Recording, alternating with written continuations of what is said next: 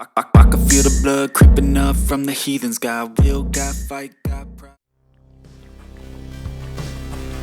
Sintayong sendiri kabarnya bakal mendapatkan nama baru untuk memperkuat timnas Indonesia. Saat ini pelatih asal Korea Selatan tersebut bakal mengasuh timnas Indonesia U23 untuk ajang kualifikasi Piala Asia U23 2024. Dikabarkan salah satu pemain itu bernama Nathan Zo Aeon sudah bersiap membela timnas Indonesia. Nathan sendiri merupakan pemain berposisi sebagai bek kiri dan bek tengah. Pemain kelahiran Rotterdam tersebut bertinggi 190 cm. Beruntungnya lagi, pemain berdarah Belanda Indonesia tersebut tampil untuk klub kasta kedua Liga Inggris, yaitu Swansea City. Tentu ia masih tampil satu liga dengan sosok bek tengah Indonesia, yaitu Elkan Batam. Sendiri baru berusia 21 tahun sehingga masih bisa membela timnas Indonesia U23. Sintayong membeberkan tanggapan soal kesediaan Nathan untuk membela timnas Indonesia melalui jalur naturalisasi.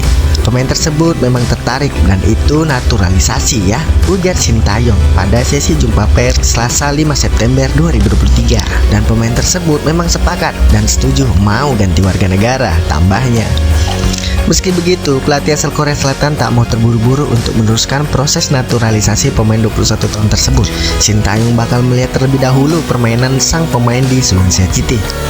Jika sudah lolos dalam seleksi, ex-pelatih timnas Korea Selatan tersebut bakal meneruskan permintaan naturalisasi ke Ketua Umum PSSI, yaitu Bapak Erick Thohir. Pelatih timnas Indonesia memanggil 3 nama lagi untuk memperkuat skuad Garuda melawan Turkmenistan pada FIFA Matchday. Timnas Indonesia bakal melawan Turkmenistan di Stadion Gelora Bung Tomo. Untuk menghadapi negara itu, Sintayong memanggil 24 pemain. Timnas Indonesia sudah mulai latihan di Surabaya pada Senin 4 September 2023. Dari 24 pemain yang dipanggil, ada 4 pemain yang mengalami cedera. Mereka adalah Sain Petinama, Dimas Derajat, Yakub Sayuri, dan Yance Sayuri. Untuk itu Sintayong memanggil 3 pemain timnas Indonesia U23 untuk memperkuat timnas Indonesia. Ketiga pemain tersebut ialah Donitri Pamungkas, Aprianda Dewangga, dan Zaki Ashraf. Dengan perubahan skuad timnas Indonesia, maka ada 7 pemain menuju debut timnas Indonesia. Donitri Pamungkas belum mencatatkan menit bermain untuk timnas Indonesia. Melansir dari Transmarket, ia hanya masuk skuad timnas Indonesia saat melawan Burundi pada laga kedua FIFA Matchday Maret lalu. Pemain sayap Persija Jakarta itu hanya duduk di bangku cadangan, sama seperti Donitri.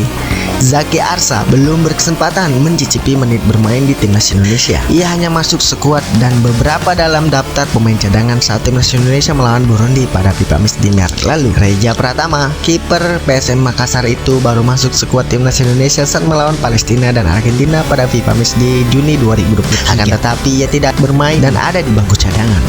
Shandy Wars belum juga mendapatkan debut timnas Indonesia. Saat timnas Indonesia melawan Palestina dan Argentina, ia urung bermain lantaran cedera. Wahyu Prasetyo, bek PSIS Semarang itu memang layak dipanggil ke timnas Indonesia. Ia cukup solid mengawal pertahanan PSIS.